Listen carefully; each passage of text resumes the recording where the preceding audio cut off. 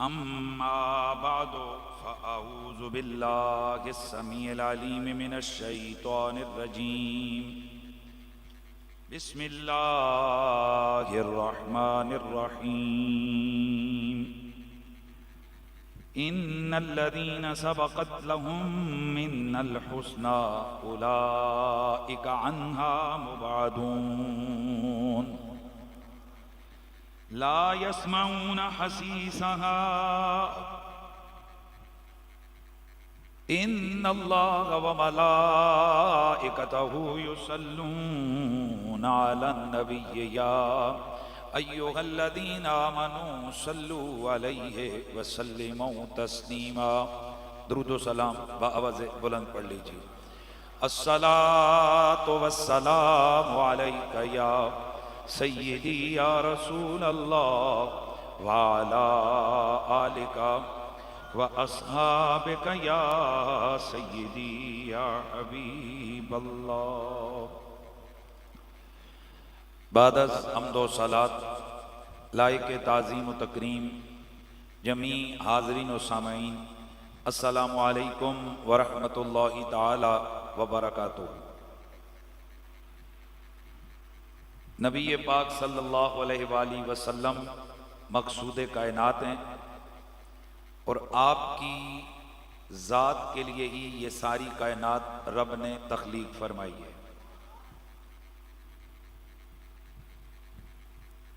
हमने अल्लाह की ज़ात को हुजूर की वजह से पहचाना है, इसलिए अल्लाह ताला ने अपनी तौहीद का ऐलान भी अपने नबी से करवाया। फरमाया कुल तू कह के हो अल्लाहु अहद, अल्लाह एक है।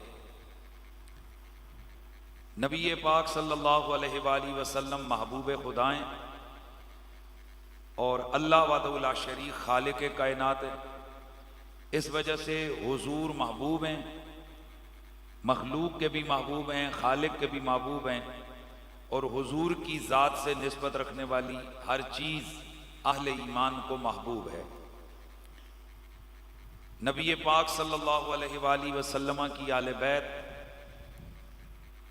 वो भी महबूब तरीन हस्तियाँ हैं और नबी पाक सल्लल्लाहु अलैहि वसल्लम के सहाबा वो भी हुजूर की महबूब हस्तियाँ हैं। जिस तरह हम दायरे इस्लाम में दाखिल होते हैं तो हमारी तरफ नमाज का हुक्म मुतवज्जे होता है, रोज़े का हुक्म मुतवज्जे होता है, ज़कात और हज का हुक्म हमारी तरफ मुतवज्जे होता है। इसी तरह जब हम दायरे ईमान और इस्लाम में दाखिल होते हैं तो हुजूर के तमाम मुतल्लक़ात मंसूबात का अदब, उसका हुक्म और उसकी अदब और ताज़ीम और उनकी मोहब्बत का हुक्म भी हमारी तरफ मुतवज्जे होता है। यही वजह है कि नबी पाक की आले बैत की मोहब्बत उम्मत पर फ़र्ज़ हुई है और उसके साथ साथ नबी अलैहिस्सलाम की मोहब्बत और ताज़ीम का तकमला और ततम्मा उस वक्त होगा कि जब नबी पाक के सहाबा का अदब किया जाए और उनसे मोहब्बत की जाए। क्योंकि नबी पाक सल्लल्लाहु अलैहि वसल्लम ने फरमाया मन अहब्बहुम फबिहुब्बी अहब्बहुम व मन अबग़ज़हुम फबिबुग़ज़ी अबग़ज़हुम। यानी सहाबा और नबी पाक की मोहब्बत अलग अलग कोई चीज़ नहीं है, बल्कि हुजूर फरमाते हैं जिसने उनसे प्यार किया उसने मुझसे प्यार किया। उनसे प्यार मेरी मोहब्बत की वजह से और उनसे बुग़्ज़ भी मेरी वजह से। इसका मतलब क्या है? मतलब यह है कि रसूलुल्लाह के सहाबा का बुग़्ज़ हकीकत में हुजूर का बुग़्ज़ है। और यही वजह है कि नबी पाक सल्लल्लाहु अलैहि वसल्लम ने बार बार अपने सहाबा की ताज़ीम और अपने सहाबा की अज़मत और अपने सहाबा की मोहब्बत उम्मत के लिए वाज़े फरमाकर इनसे अपने सहाबा की मोहब्बत तलब की है। इमाम दैलमी अपनी सनद से ये रिवायत लेकर आए हैं, हज़रत अनस बिन मालिक रज़ी अल्लाह ताला अन्हु से मरवी है। रसूलुल्लाह सल्लल्लाहु अलैहि वसल्लम ने फरमाया इज़ा अरादल्लाहु बिरजुलिन मिन उम्मती खैरा, जब अल्लाह ताला मेरी उम्मत के किसी बंदे से खैर का मामला करना चाहता है, उसका इरादा फरमाता है, उल्किया हुब्बु अस्हाबी फी कल्बिही, मेरे सहाबा की मोहब्बत उसके दिल में डाल देता है। यही वजह है कि जिस शख्सियत पर अल्लाह ताला जितना ज़्यादा राज़ी होगा वो उतना ज़्यादा रसूलुल्लाह की महबूब चीज़ों से, ज़वात से, मकान से और शख्सियात से वो मोहब्बत करेगा। क्योंकि नबी का इश्क, नबी की मोहब्बत उस वक्त तक मुकम्मल हो ही नहीं सकती जब तक रसूलुल्लाह की अहले बैत और सहाबा का प्यार न हो जाए। नबी पाक सल्लल्लाहु अलैहि वसल्लम के सहाबा उन हस्तियों को कहते हैं, गो के मुतकल्लिमीन, इस पर मैं एक दफ़ा पहले भी कलाम कर चुका हूँ और वो मेरी वीडियो ऑलरेडी रिकॉर्डेड मौजूद है यूट्यूब पर, कि सहाबा किराम के हवाले से कि सहाबा की तारीफ क्या है।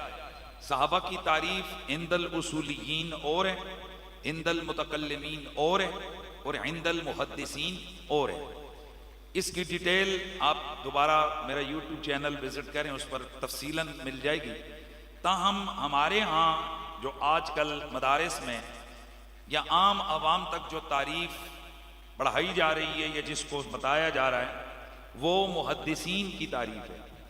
और वो तारीफ ये है कि हर वो शख्स सहाबी होता है कि जिसने हालत ईमान में रसूलुल्लाह सल्लल्लाहु अलैहि वसल्लम की महफिल की हो, यानी मजलिस की हो, चाहे वो मजलिस इस तरह हो कि हुजूर दूर बैठे हों और वो हजारों के मजमे में आखिरी कोने में बैठा हो और उस इहाते और उस मजमे के अंदर वो शामिल हो कि जो हुजूर का मजमा कहलाता है, और वो चला गया हो तो वो भी सहाबी है। यानी कि ऐसा शख्स जिसने हालत ईमान में रसूलुल्लाह की मजलिस की हो, चाहे वो कुछ मिनटों की, कुछ लम्हात की मजलिस हो, और हालत ईमान में ये हुआ हो और हालत ईमान में उसका खात्मा हुआ हो, तो ऐसा शख्स सहाबी कहलाता है। नबी पाक सल्लल्लाहु अलैहि वसल्लम के सहाबा के मुख्तलिफ दर्जे हैं, जैसा कि इमाम हाकिम ने मुस्तदरक के अंदर 12 दर्जे लिखे हैं, कुछ मुतकल्लिमीन और मुहद्दिसीन ने 13, कुछ ने 18 दर्जे लिखे हैं, कुछ ने 15 दर्जे लिखे हैं और कुछ ने 8 दर्जे लिखे हैं। इन तमाम दर्जात का फ़र्क है और हर सुन्नी को और हर मुसलमान को ये अकीदा रखना ज़रूरी है कि नबी अलैहिस्सलाम के सारे सहाबा दर्जों में बराबर नहीं है, बल्कि सहाबा में तफावत दर्जात है। सूरतुल हदीद आयत नंबर 10 में अल्लाह ताला वाज़े तौर पर बयान फरमाते हैं, ला यस्तवी मिनकुम मन अनफक़ मिन क़ब्लिल फ़त्ह व क़ातल उलाइका अअज़मु दरजतम मिनल लज़ीना अनफ़क़ू मिन बाद व क़ातलू व कुल्लम वअदल्लाहुल हुस्ना वल्लाहु बिमा तअमलून ख़बीर। यहाँ बड़ा वाज़े और दो टोक ऐलान रब्बे कदीर की तरफ से हो रहा है कि तुम में से वो लोग कि जिन्होंने फ़तह मक्का से कब्ल ईमान लाया, अल्लाह की राह में जिहाद किया, अल्लाह की राह में खर्चा किया, और वो लोग कि जिन्होंने बाद में ये सारी नेकियां कमाई, ईमान लाया, जिहाद किया, अल्लाह की राह में खर्चा किया, ये आपस में बराबर नहीं है, यानी इनके रुतबों में बहुत बड़ा फ़र्क है। और आले सुन्नत व जमात के यहाँ सबसे टॉप के ऊपर जो सहाबा किराम हैं उनमें सबसे ऊपर अफजलुल बशर बादल अंबिया बित्तहकीक सैयदना अबू बकर सिद्दीक़ हैं, फिर हज़रत सैयदना उमर हैं, फिर हज़रत सैयदना उस्मान हैं, फिर हज़रत सैयदना मौला अली हैं, फिर यूं आगे तरतीब में जिस तरह कुरान मजीद ने बयान किया है कि फिर अशर मुबशरा के लोग हैं मुहाजिर, चूँकि वो मुहाजिरीन अव्वलीन में हैं, फिर इसी तरह से वो लोग जिन्होंने बैत उक़बा ऊला की, बैत उक़बा सानिया की, ये मुख्तलिफ दर्जात हैं सहाबा किराम के जो अकायद की किताबों में जिनकी तरतीब लिखी है। बहरहाल जो सहाबा में रुतबा खुलफाए राशिदीन का है वो किसी और का नहीं है। इनमें इतना बहुत है रुतबों में कि आप यूं समझें खुलफाए राशिदीन हज़रत अबू बकर, उमर, उस्मान, अली ये आसमानों पर और गैर खुलफाए राशिदीन ये ज़मीनों पर, इनका फिर भी आपस में कोई मुकाबला नहीं है। और ये मेरी बात नहीं है, ये खुद जलीलुल कदर सहाबा किराम यूं तफावत करते थे। जैसे कि हज़रत हुज़ैफ़ा बिन अल यमान रदी अल्लाह ताला अन्हो, हज़रत अम्मार बिन यासिर रदी अल्लाह ताला अन्हो, तो उन्होंने खुद इस चीज़ का बयान किया। और हज़रत अब्दुर्रहमान बिन औफ वो खुद जब इन जलीलुल कदर खुलफाए राशिदीन का जिक्र करते तो जैसे हज़रत हुज़ैफ़ा बिन यमान से मरवी रिवायत है कि आपने फरमाया था कि अली आसमानों पर और उनके मुकाबले में अम्मार बिन यासिर ज़मीन पर। अब अम्मार बिन यासिर ये कितने नंबर का मुसलमान मोमिन है? 7वें नंबर का ये मोमिन और मुसलमान शख्स है। ये वो हस्ती है कि हुज़ूर ने फरमाया बाकियों का ईमान दिलों में होता है, अम्मार बिन यासिर का ईमान उसके रग रेशे में उतरा हुआ है। और ये बदरी साहबी भी हैं, बैत रिज़वान वालों में भी हैं, यानी इनको बहुत ज़्यादा शान हासिल हैं। तो अब मुकाबला किस किस का करवाया? अम्मार का और मौला अली का, और फर्क कितना है, आसमान और जमीन। तो अब आप बता दीजिए, सोचिए कि बाकी अगर हजरत अबू बकर का मुकाबला करवाएंगे, हजरत उमर का करवाएंगे, दीगर का, तो फिर ये क्या होगा। और ये मुकाबला खुदा के लिए, ये अकायद की चीजें होती हैं, ये अकलियात में नहीं होती हैं। जो कुछ हमारे लिए कुरान और सुन्नत ने तय किया है हम उसके पाबंद हैं। अब अगर ये हो जी कि इस तरह किसी की शान बयान करें कि फलां अफजल है, फलां उससे अफजल नहीं है, नीचे है, तो कई लोगों के जहन में आते हो जी ये तो दूसरे की तौहीन है।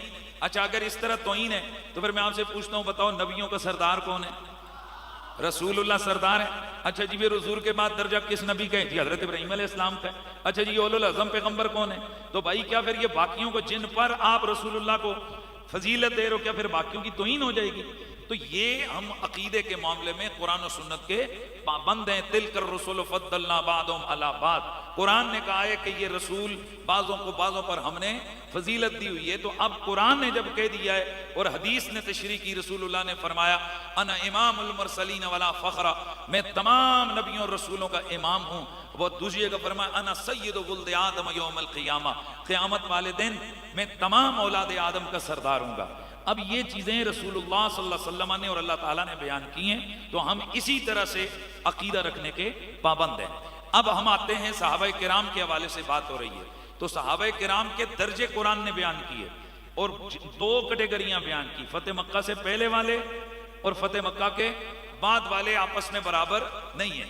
लेकिन सूरतुल हदीद की आयत नंबर 10 ने एक खास मसला बयान किया, यह है दर्जों का मामला। अब है अगला मामला कि अंजामे कार के लिहाज से, अंजामे कार के लिहाज से इनका क्या है? तो मालिक अर्ज़ो समा फरमाता है कुल्लु वअदल्लाहुल हुस्ना, ये जितने भी फतेह मक्का से पहले वाले, फतेह मक्का से बाद वाले, ये जितने भी मेरे महबूब के सहाबाए, इन सब के साथ कुल्लु वादल्लाहुल हुस्ना, अल्लाह ने इन सब के साथ हुस्ना का वादा किया है। कुछ ने तर्जमा किया भलाई का वादा किया है, कुछ ने तर्जमा किया खैर कसीर का वादा किया है, कुछ ने तर्जमा किया कि जन्नत का वादा किया है। हुस्ना से मुराद क्या है? इमाम कतादा, मुजाहिद और इमाम अबुल मंसूर मातुरीदी, इमाम अबुल समरकंदी, अल्लामा वाहिदी, ये मुफस्सिरीन और मुतकल्लिमीन के मैंने नाम लिए, ये फरमाते हैं कि इस आयत के अंदर अल हुस्ना से मुराद जन्नत है। तो अब माना क्या बना कि रसूलुल्लाह सल्लल्लाहु अलैहि वसल्लम के अगले सहाबा हों या पिछले सहाबा हों, फतेह मक्का से पहले वाले हों या फतेह मक्का के बाद वाले हों, हैं सारे जन्नती है। भाई ऐसे नहीं यार, ऐसे नहीं यार, बुलंद आवाज से सुभान अल्लाह किया। अल्हम्दुलिल्लाह हमारा जो मरकज है जामिया मस्जिद सैयद आमना, यहाँ जो आने वाले हैं उनको तो कम से कम पता है, जो नए आए हैं उनको शायद ना पता हो। यहाँ सबको पता है, यहाँ शान आले बैत बयान होती है तो डंके की चोट पे बयान होती है, और यहाँ रसूलुल्लाह के सहाबा का जिक्र होता है तो डंके की चोट पे होता है। और सुनने वालों ने ये कभी फर्क नहीं दिखाया कि नहीं हम आले बैत के नाम पे ज्यादा बोलते हैं और सहाबा के नाम पे कम बोलते हैं, या सहाबा के नाम पे ज्यादा बोलते हैं और आले बैत के नाम पे कम बोलते हैं। क्यों? कि हमारे एक हाथ में मुस्तफा के यारों के प्यार का दामन है और दूसरे हाथ में नबी की आले बैत की मोहब्बत का दामन है। हमारा ये हाथ भी भरा हुआ है, हमारा ये हाथ भी भरा हुआ है।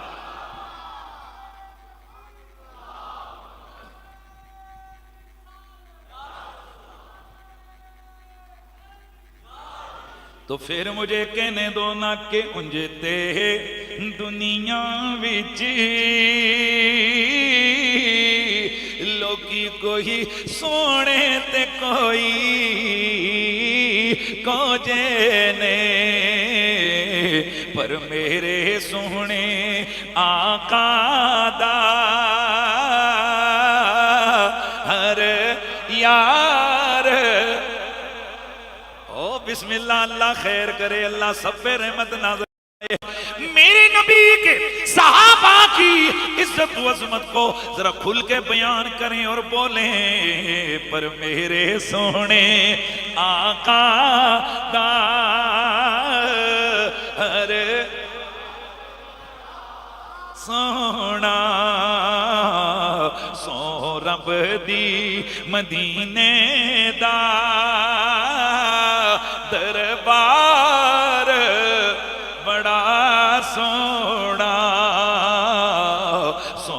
रब दी मदीने दा दर मेरा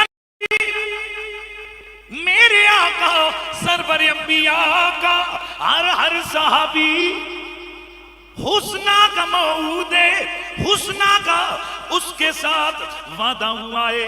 अब ये जिससे हुस्ना का वादा हुआ है, मैंने मुफस्सिरीन की राय पेश की कि अल हुस्ना का मतलब है जन्नत। तो अब माना होगा मेरे नबी का हर यार नहीं यार मजन की क्या बात है आपको, मेरे नबी का हर यार जन्नती है, मेरे नबी का हर सहाबी जन्नती है।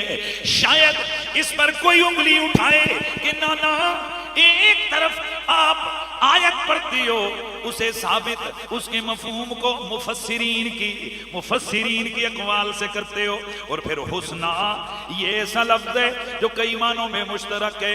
अब ये जो अल हुस्ना है ये मुश्तरक लफ्ज़ है, आपने एक माना मुतय्यन किया जन्नती वाला, जनाब इत्थे पता लग्या फिर को कती जनती दे ना होए ना। मैं क्या नहीं सुनिया तूने कुरान की तफसीर कुरान से अभी नहीं पढ़ी। कुरान मजीद की तफसीर हम कुरान मजीद से करेंगे, या सुभान अल्लाह की आवाज आनी चाहिए।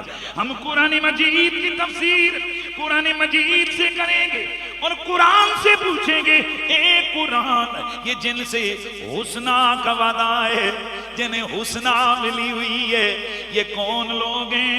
तो कुरान मजीद सूरतुल अंबिया आयत नंबर 103 मेरा अल्लाह फरमाता है, इन्नल्लज़ीना सबक़त लहुम मिनल हुस्ना उलाइका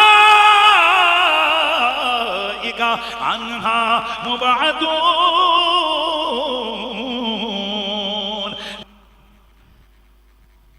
कुरान मजीद कुरान रशीद मेरा अल्लाह फरमाते ला यहज़ुनुहुमुल फ़ज़उल अकबर। ये जो कुरान मजीद फरमाता है कि जिन लोगों को हुस्ना का हमने वादा किया हुआ है ये जहन्नुम की भनक भी नहीं सुनेंगे। सुभान अल्लाह की आवाज है। सुभान उलाइका अन्हा मुबादून, ये जहन्नुम से बहुत दूर होंगे। कितने दूर? ला यस्मऊना हसीसा, जहन्नुम की इन्हें भनक भी नहीं मिलेगी। और वो तो जन्नत में यूं रहेंगे, इनकी जानें जो चाहेंगी हमेशा वहां वो आराम करेंगे, वो उन्हें मिलेगा। और क़यामत वाले दिन का वो जो फ़ज़ए अकबर है उससे भी इन्हें कोई गम नहीं होगा। व ततलक़्क़ाहुमुल मलाइका, इनसे आकर फरिश्ते मुलाकात करेंगे और कहेंगे हादा यौमुकुमुल्लज़ी कुन्तुम तुअदून, भाई ये वो तुम्हारा दिन है जिसका तुमसे वादा किया गया था। और दूसरी जगह कुरान में अल्लाह उस मुलाकात को कुछ यूं जिक्र करता है कि फरिश्ते क्या करेंगे? सलामा, फरिश्तों की जानिब से इन्हें सलाम होगा। अब कुरान की ये आयत बता रही है, कुरान की ये आयत बता रही है कि वो जो फतेह मक्का से पहले वाले या बाद वाले जिनसे हुस्ना का वादा है और जिनसे हुस्ना का वादा है वो जहन्नुम से दूर है, इतने दूर है कि उसकी भनक भी नहीं सुनेंगे। और वो वहां होंगे जहां जो चाहेंगे उन्हें मिलेगा, फरिश्ते मुलाकात करेंगे। अब हर अकल वाला बोले जब जहन्नुम में नहीं है बल्कि उसकी भनक भी नहीं सुनेंगे, उसकी आहट भी नहीं सुनेंगे, और होंगे कहां? वहां होंगे कि मश्तहत अनफुसुहुम, जो इनकी जानें चाहेंगी, जो वो चाहेंगे उन्हें मिलेगा। फरिश्ते मुलाकात करके कहेंगे ये दिन है जिसका तुमसे वादा है। तो अब खुद बोल वो कौन सी जगह है? यकीनन वो जन्नत है मेरे सोहने आका दा। अरे एक नुक्ता सुन लो, जन्नत में तो हमने भी जाना है। जेड़े जेड़े जाने बोलो, जेना दा प्रोग्राम नहीं ते कोई गल नहीं है। जन्नत में इंशाअल्लाह हमने भी जाना है इसलिए कि ये जन्नत अल्लाह ने हुजूर के गुलामों के लिए तैयार कर रखी है। और यकीनन हम रसूलुल्लाह के जन्नत रसूलुल्लाह की, हम रसूलुल्लाह के गुलाम जन्नत हमारे लिए गए। लेकिन हम में से भी कुछ वो हैं जो अपने गुनाहों की वजह से अगर अल्लाह चाहेगा उन्हें पहले जहन्नुम के हवाले करेगा, वहां अपने गुनाहों की सजाएं भुगत कर फिर वो जन्नत में आएंगे। अब जन्नत वाले हम भी हुए, जन्नत वाले सहाबा भी हुए। अब फर्क ये आयत बताती है, तुम और किस्म के जन्नती हो, वो और किस्म के जन्नती है। तुम यूं रगड़े खा के भी जाओगे, कोई वैसे भी जाएंगे, कोई बगैर हिसाब के भी जाएंगे, कोई प्रोटोकॉल से भी जाएंगे, लेकिन कोई वो है जो अपने गुनाहों की सजाएं भुगत के जहन्नुम में रगड़े के जाएंगे। पर ये जो हुजूर के यार हैं, इनके लिए एक कानून बना दिया, ये जहन्नुम से दूर, जहन्नुम इनसे दूर। मेरे सोने आका दा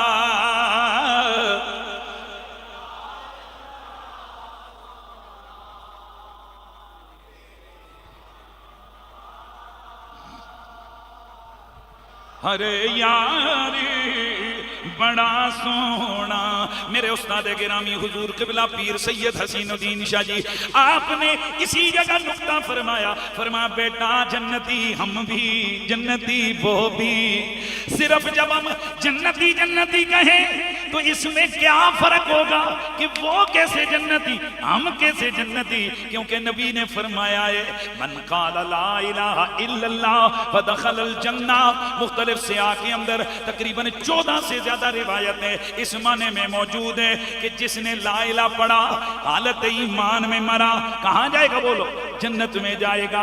फरमाया बेटा फर्क, जुमला सुनो मजा आ जाएगा। फर्क ये है हम जन्नत में जाएंगे, हमें जन्नत की जरूरत है, नबी की आल और सहाबा जन्नत में जाएंगे, जन्नत को उनकी जरूरत है। हमें खुद अपनी आप को संवारने के लिए जन्नत की जरूरत है, और जन्नत को अपनी रौनक के लिए, जुमले बोलूंगा क्योंकि मेरे ज़हन में वो सारी हदीसें, जन्नत को अपनी रोशनी के लिए, जन्नत को अपनी खुशबू के लिए, जन्नत को अपनी नेमतों के लिए जरूरत है। तो मोहम्मद की आलो सहाबा की जरूरत है। पर मेरे सोने आका दा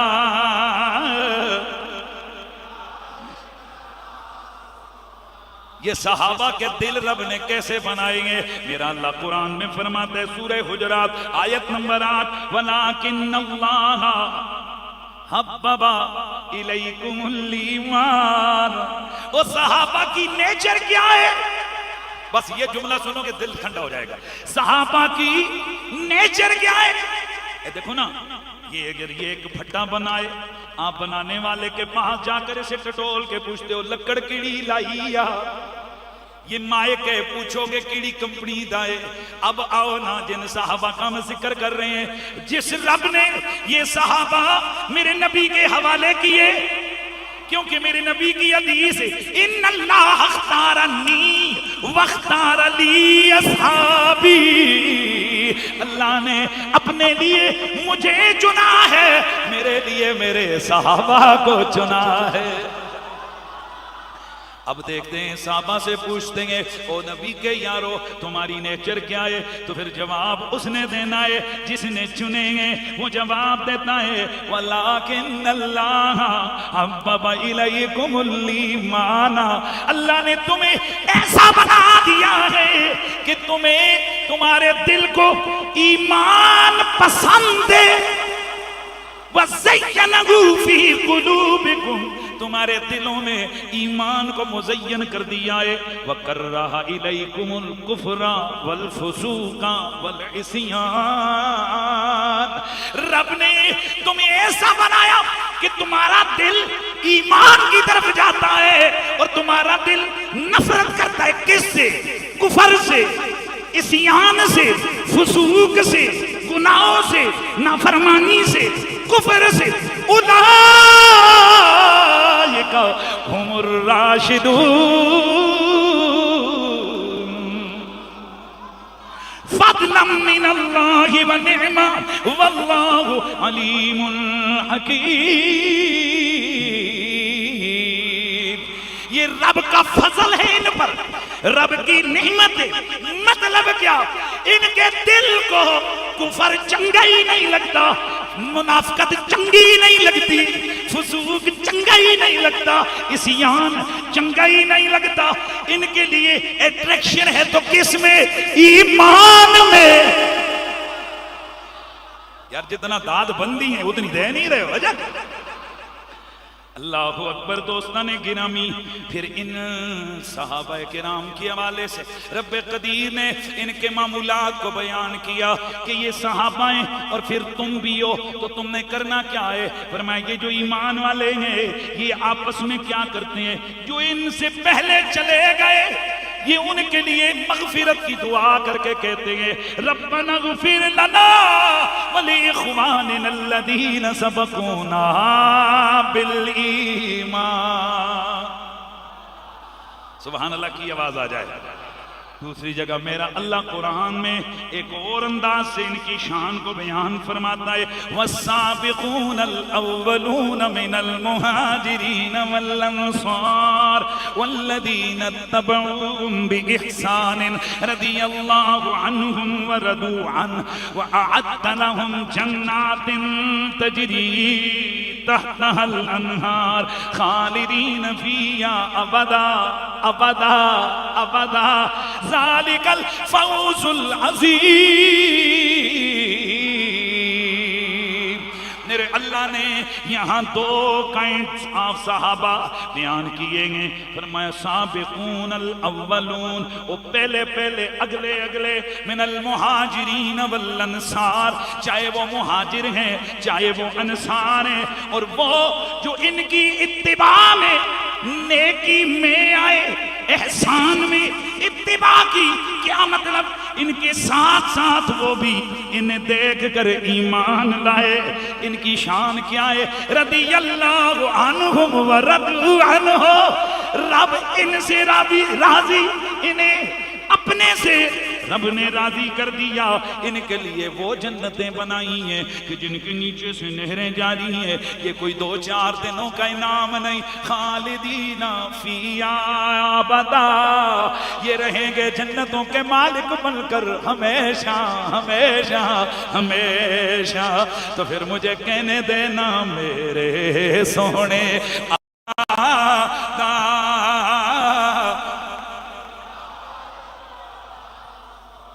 दोस्ताने गिरामी, मेरे नबी के साहबा की ताज़ीम हर कलमा को ऊपर वाजिब और जरूरी, और इनकी बेअदबी हराम है। मेरा नबी एक बार नहीं बार बार अपनी उम्मत को तालीम दे के गए हैं। मेरे अल्लाह की अभी फरमाते हैं, इन्नल्लाह अख्तारनी वख्तार ली असहाबा फजअल मिनहुम वज़रा व अंसारा व असहाबा। अल्लाह ने अपने लिए मुझे चुना, मेरे लिए मेरे साहबा को चुना। उनमें से कुछ मेरे वजीर हैं, हाँ जी, कुछ मेरे मददगार हैं और कुछ मेरे रिश्तेदार हैं। फमन सब्बहुम, जिसने इन्हें गाली दी, फअलैहि लानतुल्लाह, उस पर अल्लाह की लानत, वल मलाइकते, फरिश्तों की लानत, वन्नास अजमईन, तमाम लोगों की लानत। ला यक़बलुल्लाहु मिनहुम यौमल क़ियामत सर्फन वला अदला। खतीब बगदादी इसे तारीख़ बगदाद में लेकर आएंगे। मेरा नबी फरमाते हैं कि जिसके दिल में इनका बुग़्ज़, इनको गाली देने वाला, उसकी ये सदा होगी, न उसके फर्ज कबूल होंगे न उसके नफल कबूल होंगे। कोई इबादत उसकी कबूल नहीं है। और दूसरी रिवायत में मेरे नबी पाक ने इसी तरह फरमाया, अल्लाह ने मेरे लिए ये चुने, कुछ मेरे अंसार हैं, कुछ मेरे असहार हैं, कुछ मेरे मददगार हैं, कुछ मेरे वज़रा हैं। फरमाया फमन हाफिज़नी फीहिम हाफिज़हुल्लाह, जिसने इनके मामले में मेरा लिहाज रखा अल्लाह उसका लिहाज रखेगा। वमन आज़ानी फीहिम आज़ाहुल्लाह, जिसने इनके मामले में मुझे तकलीफ दी अल्लाह उसे तकलीफ देगा, अल्लाह उसे अज़ियतों में डालेगा। और हुजूर ने फरमाया वसयाती कौमन यसुब्बूनहुम, अन करीब कुछ लोग आएंगे जो इनको गालियां देंगे, वयंतखिसूनहुम, उनमें से नक्श निकालेंगे, फला तजालिसूहुम वला तुशारिबूहुम वला तुबाकिलूहुम वला तुनाकिहुम, न इनकी मजलिसों में जाओ, न इनके पास खाओ, न इनके पास बैठो, न इनके साथ पियो, न इनसे निकाह करो। बेकी के अंदर ये रिवायत मौजूद है। इसी तरह मेरे नबी पाक सल्लल्लाहु अलैहि वसल्लम ने फरमाया ला तसुब्बू असहाबी, मेरे सहाबा में से किसी को गाली मत दो। वल्लज़ी नफ्सी बियदिही लौ अन्ना अहदकुम अनफक मिस्ल उहदिन ज़हबा, अल्लाह की कसम जिसके कब्जे में मेरी जान है, तुम में से अगर कोई शख्स ओहद पहाड़ जितना सोना खर्चा करे, मा बलगा मुद्द अहदिहिम वला नसीफा, वो मेरे सहाबी के एक मुद्द जौ को या एक मुद्द गल्ले के सदका करने को उसके आधे को भी नहीं पहुंच सकता। सुभान अल्लाह की आवाज है। पता चला मेरे नबी पाक सल्लल्लाहु अलैहि वसल्लम के सहाबा का अदब लाजिम, ताजीम फर्ज, और इनकी बेअदबी बोलिए हराम है। वो जो मेरे हुजूर के सहाबा हैं उनमें खुलफा भी हैं, उनमें अशर मुबशर भी हैं, उनमें बेत रिजवान वाले भी हैं, उनमें दीगर शान वाले हैं। उन शान वाले सहाबा में मेरे नबी पाक का एक प्यारा जलीलुल कदर सहाबी हजरत सैयदना आम्र बिन अल आस रदियल्लाहु ताला अन्हु है। सुभान अल्लाह की आवाज आनी चाहिए, सुभान अल्लाह की आवाज आनी चाहिए।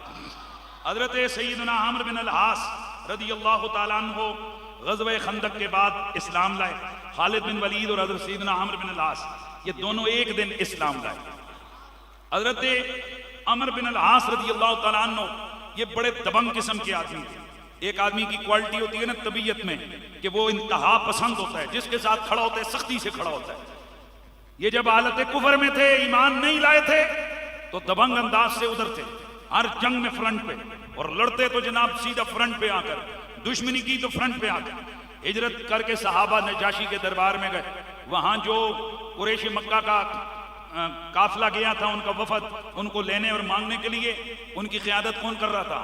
आम्र बिन अल आस कर रहे थे। ये था इनके हालत कुफ्र के अंदर। ये खुद फरमाते हैं मैं हालत कुफ्र में सबसे सख्त था रसूलुल्लाह के खिलाफ, और जब तौफीक ईमान मिली, जब हालत ईमान में आए, ईमान लाने से पहले इन्होंने हुजूर की बारगाह में हाजिर हुए। अल्लाह के नबी ने खालिद बिन वलीद को कलमा पढ़ाया। ये आगे गए, इन्होंने हाथ आगे किया, हाथ पीछे कर लिया। हुजूर मेरे से कोई वादा शादा होना चाहिए। पर मैं बोला आम्र क्या वादा चाहता है? अर्ज किया कि मैंने आपके साथ ज्यादतियां की, मेरे बड़े गुनाह हैं। तो फिर उनका क्या बनेगा, पहले वो जरा बताएं। मेरे हुजूर मुस्कुराए, फरमाया अल इस्लाम वल हिजरत यजुब्बु मा क़ब्लहु। मुस्नद अहमद बिन हंबल की हदीस है कि इस्लाम और हिजरत मा क़ब्ल के सारे गुनाहों को मिटा देती है। आपने हाथ आगे किया। फरमाते हैं वो वक्त था कि जब मुझे तमाम लोगों में से सबसे ज्यादा नफरत हुजूर से थी, लेकिन जब ईमान लाया तो अब पूरी कायनात में जो हस्ती मुझे सबसे ज्यादा महबूब हुई उसका नाम मोहम्मद रसूलुल्लाह। अब जब इस्लाम लाए तो ये भी फिर एक्सट्रीम पे मोहब्बत की, तो कूट के, जिस आदमी ने चुट के मोहब्बत करनी, तो इन्होंने टूट के प्यार किया मेरे नबी से, और इस तरह का प्यार किया। अल्लाह अकबर। अदब का ये आलम था कि एक दफा किसी ने पूछ लिया, आम्र हुजूर कैसे थे? साहब लगाओ कितने साल हुजूर की खिदमत में गुजारे। आम्र हुजूर कैसे थे? रोने लग गए। और मैं अल्लाह की कसम, अगर मुझसे कोई हुजूर का हुलिया पूछे मैं नहीं बता सकता, क्योंकि मैंने कभी भी आंखें उठाकर हुजूर के मुकरम पे देखा ही नहीं। इजलालन लिशान मोहम्मद, हुजूर की अजमत और शान के सामने इनकी आंखें झुक जाती, निगाहें झुक। कभी भी हुजूर के सामने इन्होंने निगाहें नहीं उठाई। कहते हैं मुझसे कोई पूछे तो मैं हुजूर के आंखों से कभी मैंने आंखें नहीं मिलाई, मैं नहीं बता सकता कि हुजूर की आंखों के डोरे कैसे हैं, हुजूर की अंदर की आंख का बनावट कैसी है, क्योंकि मैं कभी भी मैंने अदब के मारे हुजूर के सामने सर नहीं उठाया। ये हमेशा हुजूर के सामने सर झुका के बात करते थे। नबी पाक ने फिर इन पर एतमाद किया। और भाई इस लेवल का बंदा जब ईमान लाया तो अल्लाह के नबी से जब शदीद मोहब्बत हुई तो फिर हुजूर को, आपको पता है कि हुजूर के सारे मामलात का मालिक और मुख्तार कौन है? बोले सारे, अल्लाह। हुजूर के फैसले और मामले कौन करता है? अल्लाह। अब जाहिर नबी का फैसला, अल्लाह का फैसला। अल्लाह के नबी ने इनको मुख्तलिफ कबाइल की तबलीग के लिए भेजा। फिर एक सरिये की क़यादत, जिसे सरिया ज़ात सलासल कहते हैं, कई सौ सहाबा की क़यादत में इनको भेजा और इन्होंने वहां जाकर उस जंगी मुहिम को सर किया। फतेह मक्का हुई। फतेह मक्का के बाद बहुत सारे लोग ऐसे थे कि जो बज़ाहिर इस्लाम ले आए थे, लेकिन ज़ाहिर एक साल से बुतों को पूजते आए थे, लेकिन अभी तक वो बेशक कलमा तो पढ़ लिया था पर बुतों से उतनी नफरत नहीं करते थे जितनी होनी चाहिए। अल्लाह के नबी को पता चला कि अभी तक बहुत सारी आबादियों में बुत जू के तू हैं। मेरे नबी ने फरमाया आमिर को बुलाओ। बोलिए ना यार, किसको बुलाओ? आमिर को बुलाओ। हजरत आमिर बिन अल-आस है। मेरे नबी ने फरमाया जाओ, जाकर उन तमाम बुतों को गिराओ। ये एक कबीले में गए और वहां एक शख्स था, उसको आपने कहा चल तोड़ इस बुत को। वो कहने लगे जी मैं तो नहीं तोड़ता, कहीं मुझ पे सजा ना आ जाए, तो आप भी हाथ नहीं लगाइएगा। आपने फरमाया बंदे खुदा, अभी तक कलमा पढ़ा है और अभी इतना पुख्ता ईमान नहीं हुआ? आपने फौरन बुत के टुकड़े टुकड़े किए। फरमाया कहो इसको कि ये मुझे नुकसान पहुंचा के दिखाए। ला यनफा वला यदुर, न ये बुत नफा दे सकता है ना नुकसान दे सकता है। तो जब आपने उन बुतों को तोड़ा, वो जो नए नए मुसलमान होने वाले लोग थे उनके अकीदे और ईमान मजबूत हो गया। और फिर उन कबाइल के अंदर भी वो जो हुजूर को जरूरत थी उसको पूरा करने वाले कौन थे? हजरत सैयदना आमिर बिन अल-आस रज़ी अल्लाह तआला अन्हु। मुख्तलिफ मवाके पर अल्लाह के नबी ने इनको अपना सफीर बनाया। और आपको पता है कि सफीर रियासत की जुबान होती है, तो मेरा नबी जिसे अपनी जुबान बनाकर भेज रहा है वो कौन है? सैयदना आमिर बिन अल-आस रज़ियल्लाहु ताला अन्हु। हजरत अबू बकर सिद्दीक ने फितने इर्तिदाद को कुचलने के लिए इन्हें मुख्तलिफ कबाइल की तरफ जंगी मुहिम्में देकर भेजा। बताने का मतलब ये कि ये कोई आम सहाबी नहीं है, ये जलीलुल कदर सहाबी हैं। नबी पाक सल्लल्लाहु अलैहि वसल्लम ने अपनी हयात तैयबा में इनको अम्मान का वाली मुकर्रर किया, गवर्नर बनाया। आपके विसाल के बाद हजरत सैयदना अबू बकर सिद्दीक ने भी इनको उसका वाली मुकर्रर किया। फिर बाद अज़ां फिलिस्तीन की मुहिम में हजरत अबू बकर ने भेजा। फिर दमिश्क की फतह में इनको शामिल रखा। इजनादैन, फहल, यरमूक, इन बड़ी बड़ी जंगों में अगर कहीं खालिद बिन वलीद की तलवार चली है, अबू उबैदा बिन अल जर्राह की तलवार चली है, तो साथ साथ अम्र बिन अल आस की तलवार भी चली है। लेकिन आपको एक शौक था, एक तड़प थी कि मैं कोई ऐसा मुल्क फतह करूं ना कि बस जिसका ये हो कि फिर अमर नहीं किया है। चुनांचे अमीरुल मोमिनीन हज़रत उमर की खिदमत में हाजिर हुए, अर्ज किए मुझे इजाजत दें तो मैं मिस्र को फतह करूं। उन्होंने कहा वो बहुत दूर है, जंगी मुहिम बड़ी मुश्किल होगी। इन्होंने अर्ज किया कि नहीं, वो बड़ी जरखेज जगह है, वहां कुफ्र का एक अड्डा है, मैं उसको खत्म करना चाहता हूँ। रूमियों के लिए वो एक मरकजी हैसियत वाली जगह है। हजरत उमर फारूक ने इनको जंगी मुहिम के लिए रवाना किया। फिर बाद अज़ां इनकी मदद के लिए एक और सहाबी को 10,000 जो है ना वो लोग फौजी देकर इनकी मदद के लिए भेजा।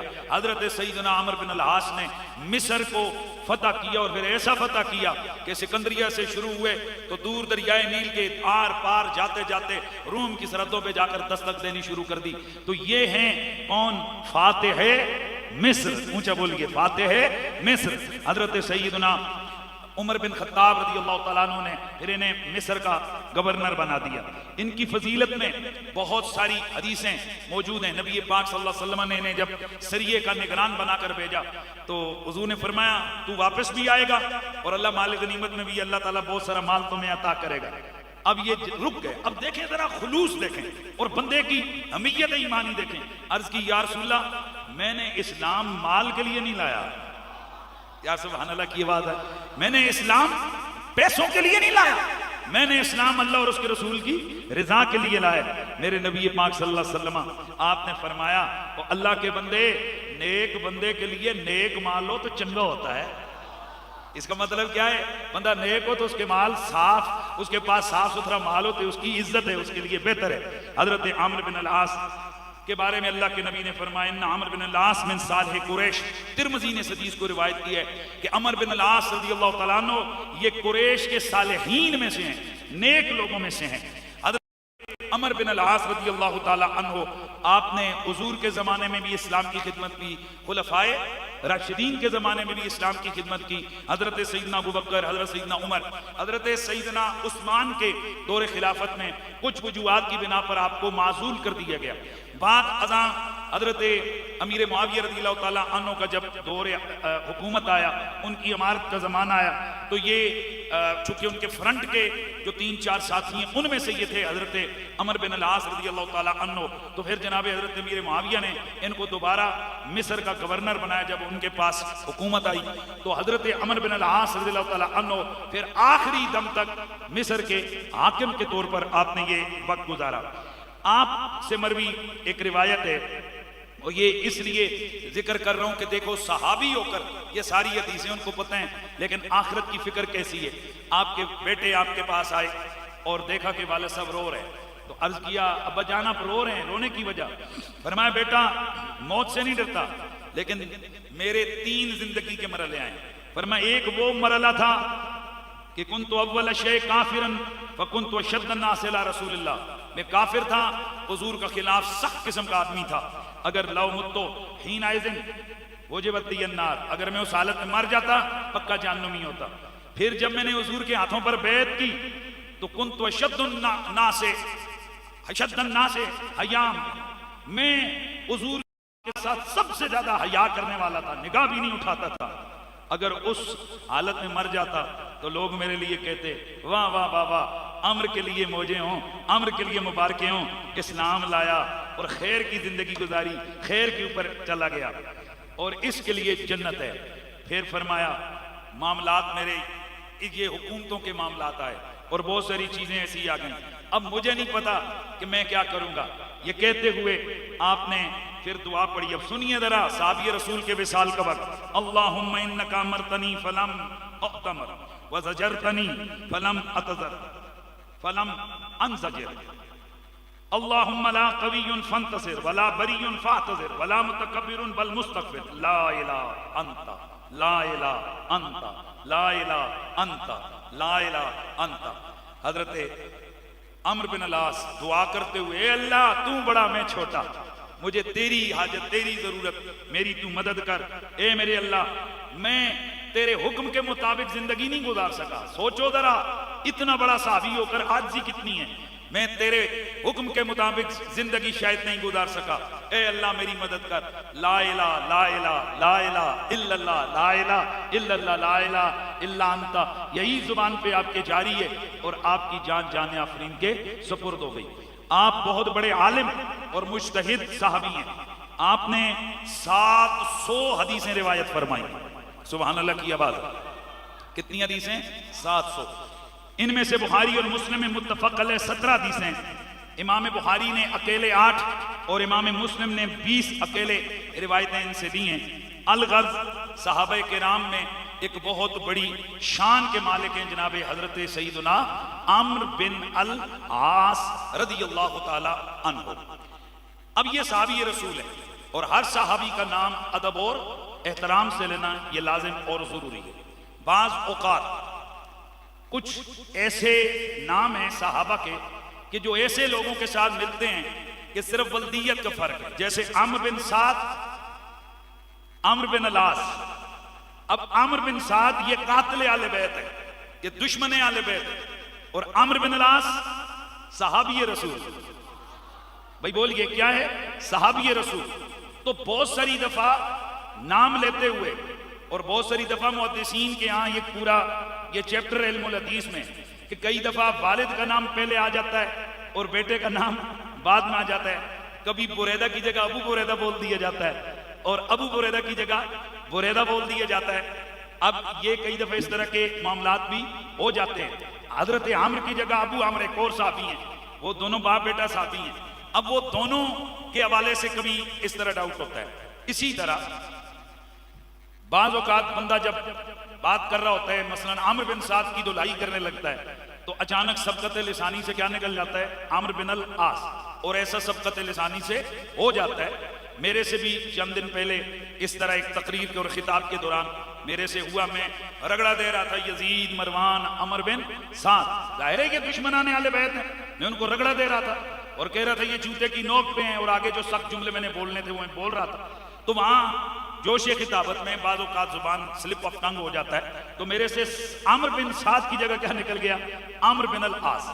मुझे बाद में मुत्तले किया गया, मैंने इसके ऊपर वीडियो बनाई, तौबा और रुजू किया जैसे कि शरीयत का तकाजा है, क्योंकि मैंने जो आगे जुमले बोले थे वो बड़े सख्त जुमले थे कि ऐसे मेरे जूते की नोक पर। तो मैं चूंकि किसको कह रहा था, आमिर बिन साद को कह रहा था, निकला क्या, आमिर बिन अल आस।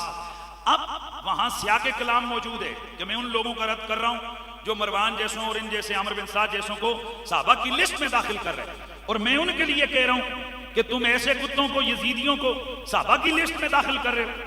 ये मैंने आगे कहकर रद्द किया, लेकिन चूंकि नाम क्या निकला था, आमिर बिन अल आस, तो वो वीडियो वायरल हुई, उस पर मैंने रुजू और तौबा भी किया। तो माशाअल्लाह पूरे मुल्क के अंदर जनाब कल आज कोई कहते हैं ईरान का पालतू, कोई गालियां दे रहा है, कोई जनाब शिया, कोई कहते हैं राफजी, कोई कहते हैं गुस्ताखे साहबा, कोई किला और क्या।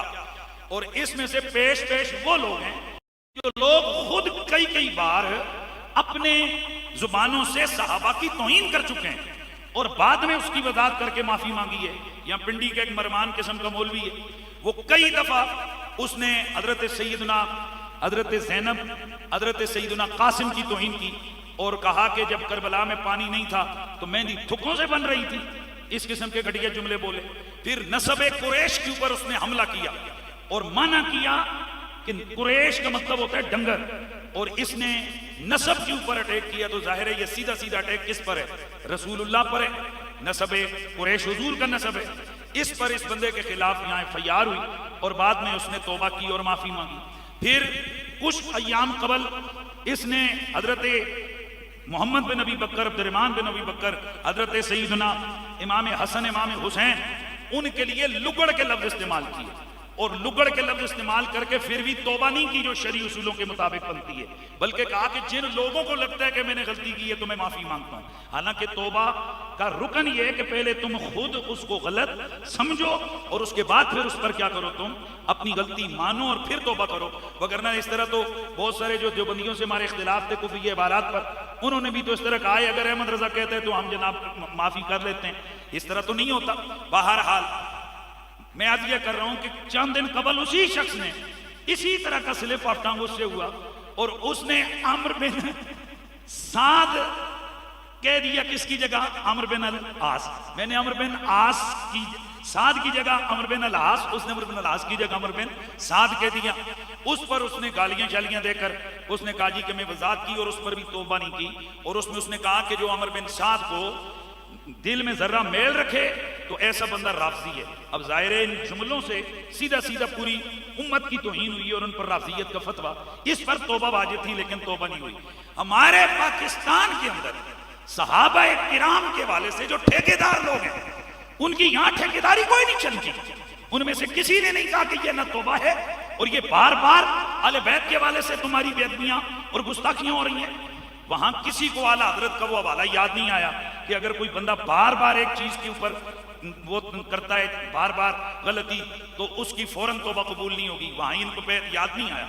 फिर पाकिस्तान के अंदर हमारे आले सुन्नत की अजीम शख्सियतें जनाब किबला इलियास अत्तार कादरी दामत बरकातुमुल कुदसिया दावत इस्लामी के बुजुर्ग हैं, उनकी 4 किताबों के अंदर सहाबी रसूल हजरत जैज गिफारी रज़ी अल्लाह तआला अन्हु उनके लिए खबीस का लफ्ज हुआ और लाखों किताबों में वो प्रिंट हुआ। बाद में जब उनकी तवज्जो दिलाई गई कि जी ये रसूल हैं और आपने इनके लिए खबीस का लफ्ज लिखा हुआ है, तो उनकी तरफ से वजाहत आई और वो वजाहत भी उनके मुरीद ने की। उस तरह से कोई तौबा और कोई रुजू खुद नहीं हुआ, मैं सिर्फ बता रहा हूं कि ये क्या क्या हुआ। फिर मुफ्ती क़िबला मुनीबुर रहमान साहब उन्होंने यजीद के हवाले से कहा कि यजीद ने इमाम हुसैन का कत्ल नहीं किया, बाद अज़ां इससे उन्होंने अपनी रुजू किया। बहुत बड़े आलिम दीन है क़िबला सैयद मुज़फ़्फ़र हुसैन शाह साहब, उन्होंने 2 से ज्यादा मरतबा उनसे हजरत अमीर मुआविया के बारे में गलत जुमले निकले तो उन्होंने उसके ऊपर तौबा की और रुजू किया। इसी तरह कराची के एक मौलवी मुफ्ती अब्दुल अलीम ने 1.5 घंटा आले बैत के खिलाफ मौजू बनाकर तकरीर की और कई दफा की।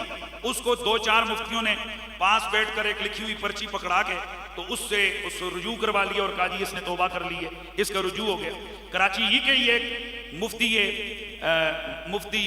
हसनी साहब, उसने हजरत अली की खिलाफत को नाजायज खिलाफत करार दिया। अभी तक 10 मिनट रगड़ा दिया हजरत अली की खिलाफत को, लेकिन उस पर कोई तौबा कोई रुजू नहीं हुआ। अब वो उलमा जो मेरी तरफ और दूसरी तरफ मसलके देवबंद की तरफ में आओ, तो उनके अताउल्लाह बंदियाली साहब कई सहाबा की गुस्ताखी कर चुके, सुलेमान बिन सुरत, अब्दुर्रहमान बिन अदेस बलवी, आमिर बिन अल-हमिक, और मेरे पास ऐसे 20 वाले मौजूद हैं कि हजरत सईदना आमिर बिन अल-हमिक, हजरत अब्दुर्रहमान बिन अदेस बलवी, हजरत जाजा गिफारी, इस तरह के सहाबा किराम को कातिलीने उस्मान में लिखकर इनको शैतान और लानत इन पर की गई है। हालांकि ये वो सहाबा हैं कि जिनमें अब्दुर्रहमान बिन अदेस ये बेहत रिजवान के साहबी हैं, हजरत आमिर बिन अल-हमिक ये वो साहबी हैं जिन्हें हुजूर ने दुआ दी थी, अल्लाह तेरे चेहरे को सलामत रखे। तो मरते दम तक 80 साल की उम्र तक इनका कोई एक बाल भी सफेद नहीं हुआ था। यानी ये इतने जलीलुल कदर साहबी हैं। ये सारे साहबा साहिबुर रिवायत हैं, यानी इन्होंने हदीसें हुजूर से रिवायत की हैं। तो इनके बारे में चूंकि कातिलीने उस्मान के ज़ैल और ज़िमन में इनका नाम कईयों ने गलती से, जैसे वाक़दी वगैरह ने लिखा, हकीकत यह है कि ये उसमें शामिल नहीं है, तो उस ज़िमन में लाकर इन पर लानत और क्या से क्या किया गया, ये सारी बातें सबकत लिसानी के खाते में डालकर उनको कह दिया गया कि जनाब ठीक है, ये सबकत लिसानी इंसान से हो जाती है। तो मैं सवाल पूछना चाहता हूं कि या क्या तुम खुदा लगे हुए हो कि अगर तुमसे सबकत लिसानियां हों और तुम 10-10 दफा करो? खुद हुजूर किबला अमीर आले सुन्नत, अमीर दावत इस्लामी, आपने कई मसाइल से टीवी पे बैठ के रुजू किया, और मैं कहता हूं ये बहुत बड़ी बात होती है। इस पर मैं पहले भी सलाम पेश कर चुका हूं कि इतना बड़ा बंदा उसे मसला गलत बयान हो जाए, वो आकर कह जी मुझसे मसला गलत बयान हुआ, मैं इससे रुजू करता हूं, मैं तौबा करता हूं। ओ भाई, अब बंदा कहे तुमने रोज ही शुगल बना दी है, मसला देख के बयान किया करो। ओ भाई, हम इंसान हैं, इंसानों से कई दफा मेरे पास, मैं एक भूल गया लाहौर का एक वो आदमी जिसने सैयदा कायनात की बेअदबी की, उस पर अभी तक डटा हुआ है, कोई तौबा नहीं की। और उसी ने हजरत साहबी रसूल हजरत अबू जुहैफा रदियल्लाहु ताला अन्हु को हजरत सईदना अबू बकर सिद्दीक रदियल्लाहु ताला अन्हु उनके हवाले से उसका कहा कि उनके दिल में बुग़्ज़ है, अभी तक कोई रुजू तौबा नहीं हुई। तो ये इतनी तौबा और इतने रुजू आप लोग पी के बैठे हुए हो, और हम चूंकि मोहम्मद अरबी की आल के वकील हैं, आले बैत के गुलाम हैं, सहाबा की शानें भी डंके की चोट में बयान करते हैं, आले बैत की अज़मतें भी बयान करते हैं। तो इस वजह से हमारे लिए तुम्हारा कानून बदल गया, और तुम कहते हो जी रोज रोज करते हो। मैं तुमसे पूछता हूं, बताओ कौन सी रोज रोज? 15 साल पहले एक स्लिप ऑफ टंग हुआ, और उसकी भी मैंने वजाहत की, लेकिन सहाबा किराम के मुकाबले में खुद को छोटा करते हुए मैंने उस पर रुजू किया। उसके बाद 10 साल पहले एक लफ्ज मेरे गुमान में नहीं था, उसको मेरे लिए डाला गया कि नहीं नहीं इसने ये कहा है। मैंने फिर भी अपने आप को सहाबा के मुकाबले में छोटा किया, और मैंने उस लफ्ज से तौबा और रुजू किया। कितना बोलो? 10 साल पहले। फिर 5 साल पहले वही ये कुल कितने केस हुए? 3 केस। उन 3 यानी पिछली मेरी 25 साल की खिताबत में कितने पॉइंट हैं? 3 हजारों खिताब किए, 3 दफा स्लिप ऑफ टंग हो गया, और उस पर मैं डटा नहीं, अकड़ा नहीं, मैंने तौबा की, रुजू किया। और ये बार बार उन क्लिपों को हाईलाइट करते रहे, और फिर कहते रहे ये देखो जी यूं नहीं हुआ तो अब तौबा यूं करो। मैं फिर करता रहा। इन्होंने अब ड्रामा बना लिया कि जी ये बार बार करता है, बार बार का क्या मतलब है? ओ भाई, मैं मुसलमान हूं, मैं इंसान हूं, मेरे से खताएं आइंदा भी होंगी, तो मैं शैतान की तरह डटूंगा नहीं, मैं अल्लाह के आगे माफी और तौबा मांगूंगा। ये इख्तियार अल्लाह का है कि अल्लाह पाक बंदे को कितनी दफा माफ करता है। इंसान बोलते हुए स्लिप ऑफ टंग हो और उस पर यह कह दिया जाए। और कईयों को शौक है कि जी हम कानूनी कार्रवाई, आज कईयों ने पोस्टें लगाई हुई हैं जी कुरैशी साहब के खिलाफ, तो इन्हें साहबा के वाले से कानूनी कार्रवाई की जाए। माशाअल्लाह, बिस्मिल्लाह करो, कानूनी कार्रवाई करो, और इतना ध्यान में रखना दरवाजा तुम खोलोगे और उसको फिर बंद हम करेंगे। तुम्हारे भी क्लिप हमारे पास दर्जनों के हिसाब से, और ये मैं उन तमाम लोगों को कहता हूं, और वो लोग भी सुने कि अभी आपको पता है मैंने पिछले जुम्मे, उससे पहले भी मैंने जो तौहीन सहाबा बिल असेंबली में पेश हुआ उसकी हिमायत की, और जो लोग उसकी मुखालफत कर रहे हैं वो यही तो कह रहे हैं कि जनाब ये कानून नाजायज इसका इस्तेमाल होता है। तो क्या ये उनके लिए दलील नहीं बनेगी? वो कहेंगे कुरैशी और उछल और कूद, तू कहता था ये बिल बनना चाहिए, ये ले तेरे ही खिलाफ जनाब इतनी सी बात पर पर्चा हो गया या कानूनी कार्रवाई हो गई, तो बता हमारे साथ नहीं होगा? तो बताएं कि आप उनका बयानिया मजबूत नहीं कर रहे हैं आप लोग? तो बाकी कानूनी कार्रवाई करने वाले अन्य नहीं है। अगर इस तरह का मामला हो तो कईयों ने कुरान गलत पढ़े हुए हैं, कईयों ने तर्जुमे गलत किए हैं, कईयों ने साहबा की बेअदबी उनसे सिले पार टांग हुआ है। अगर हमारी तौबा कबूल नहीं तो फिर उनकी तौबा भी कबूल नहीं है। जो हमारे लिए कहा जाता है ये रोज करता है, फिर वो भी करते हैं। हमारे लिए कहते हो कि ये ईरान के पैसे पे, इसका मतलब है कि तुम सऊदिया के पैसे पे कर रहे हो ये सारा कुछ। तो ये चीजें इस तरह नहीं होती हैं। इंसान है, इंसान से कमी कोताही होती है और उसका हल यही होता है कि इंसान अपने अल्फाज को वापस लेकर अल्लाह के आगे उसने माफी मांगनी होती है। इंसानों की ये चीज नहीं होती है। तो मैं फिर ये कहता हूं कि हम हुजूर की आल के भी गुलाम हैं, हुजूर के सहाबा के भी गुलाम हैं। मैंने जानबूझकर आज ये टॉपिक रखा, आपको पता है मेरा अनाउंस टॉपिक दूसरा था, मैंने जानबूझकर रखा ताकि पता चले कि हम हजरत आमिर बिन अल-आस के मुखालिफ नहीं, बल्कि हजरत आमिर बिन अल-आस पर सदके कुर्बान, आमिर बिन साद पर लानत, यजीद कुत्ते पे लानत, और बाकी जितने भी यजीदी हैं जिन्होंने अहले बैत पे जुल्म किया उन पर लानत। मैं वो बंदा तो नहीं हूं कि मैं जनाब अपने मौकिफ से यजीद के हवाले से मैं पीछे हट जाऊं। यजीदियों पे लानतुल्लाह और सहाबा रदी अल्लाह, फिर बोलो सहाबा रदी अल्लाह, फिर बोलो सहाबा रदी अल्लाह, सहाबा रदी अल्लाह। अल्लाह ताला हमारा खात्मा ईमान पे फरमाए और सहाबा और आल के जिम्रे में झुरमट में अल्लाह ताला हमें जन्नत का रास्ता दिखाए। व आखिर